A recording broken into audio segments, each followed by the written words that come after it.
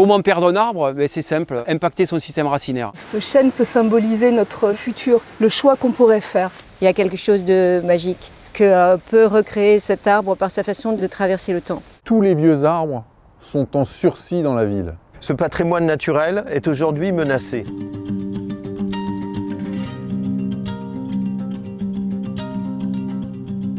Tout proche de la capitale, avec ses 75 000 habitants, la ville de Saint-Maur abrite un vestige des forêts contemporaines de Louis XIV. Un grand chêne qui domine les passants de ses 400 années d'existence. Il est considéré comme l'un des plus beaux et plus anciens chênes d'Île-de-France. Avec un tour de taille de plus de 5 mètres et une hauteur dépassant les 20 mètres, cette cathédrale végétale est menacée par un projet immobilier privé, devenant un symbole du combat pour conserver les grands arbres en ville. Là, nous venons de parcourir 200 mètres le long des bords de Marne et nous sommes à la 8e souche de gros arbres coupés. Et c'est remplacé par ces petits plumeaux, remplacé, un bien grand mot. Les administrations sont souvent très fières d'annoncer les plantations de jeunes arbres. Mais ils oublient de mentionner le nombre d'arbres anciens abattus, jugés dangereux, incommodes ou trop chers à entretenir. Il faudra attendre entre 40 et 60 ans pour espérer que de nouveaux plantés assurent une partie du rôle d'accueil de la biodiversité, d'apport d'ombre, de fraîcheur et de bien-être pour les habitants. Ça fait pas de bruit, les gens ne s'en rendent pas compte, mais petit à petit, tous les grands arbres disparaissent. Justement, Déjà-Enat et leurs partenaires associatifs veulent faire du bruit. Les exemples de projets immobiliers détruisant franchement les arbres sont nombreux à Saint-Maur. Et bien d'autres prétendent les conserver, comme ce grand être pourpre classé remarquable, à qui on a coupé les branches sur tout un côté, lui provoquant un choc énorme, tout en le défigurant et en le condamnant à une mort prochaine. Ouais, on se sent bien ici. On est avenue du Bois-Guibier, à l'ombre des tilleuls centenaires. On imagine en tant que canicule qu'on est protégé. Et ça, c'est du fait d'avoir laissé ces arbres tranquilles. On est toujours dans cette même avenue, mais dans la partie rénovée il y a quelques années. Et on est passé donc des tilleuls centenaires avec un îlot de fraîcheur à un îlot de chaleur parce qu'il y a des plumeaux très espacés qui ont remplacé ces tilleuls. Et sinon, une imperméabilisation totale pour faire la place aux voitures. C'est terrifiant. Là, la ville, les voitures, le RER plus bas. Et si on se retourne, tout d'un coup, on voit apparaître cet arbre magnifique. Je pense à tous ceux qui l'ont vu avant moi, à une époque où le paysage n'était pas le même, avant que le quartier soit complètement urbanisé.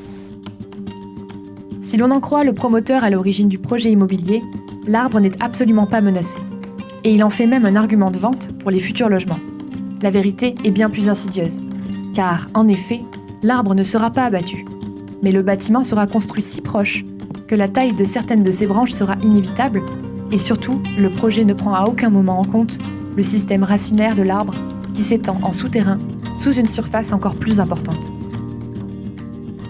Moi, j'ai juste envie de rappeler aux personnes qui construisent des bâtiments que un arbre, c'est pas que la surface immergée, c'est comme un iceberg. La partie sous terre, eh bien, ce sont les racines. Et ça, on a toujours tendance à l'oublier. L'ancrage d'un arbre se fait par son système racinaire. Donc, si on déstabilise ce système racinaire, déjà mécaniquement, l'arbre, il risque d'être mis en danger s'il y a du vent. Si on touche avec des engins et qu'on abîme les racines, on peut faire des entrées de pathogènes. Ça aussi, c'est triste. Et puis, à terme, si on coupe les racines et qu'ils lui permettent de s'alimenter en oligo-éléments, acides aminés et minéraux, l'arbre, il va dépérir, quoi.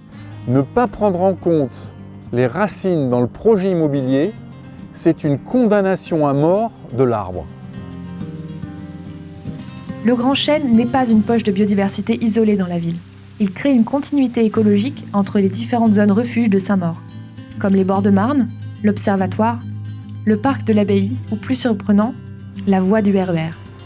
C'est un maillon de ces corridors écologiques qui constituaient la ville avant qu'elle soit construite et puis qui a survécu au développement de l'urbanisation. Sur le Grand Chêne, on trouve 3 espèces de pics, le pic vert, le piquet pêche, le piquet pêchette. On trouve aussi le grimpero des jardins, plusieurs mésanges, la mésange bleue, la mésange charbonnière, la mésange à longue queue, le merle, la grive musicienne. en fait tout le cortège des espèces d'oiseaux de la ville en fait.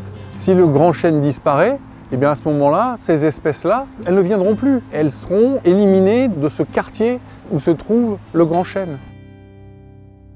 Pour les futures générations, je pense qu'on sera fiers d'avoir fait ce choix de conserver une beauté, une noblesse, quelque chose qui nous relie au passé, mais les bonnes choses.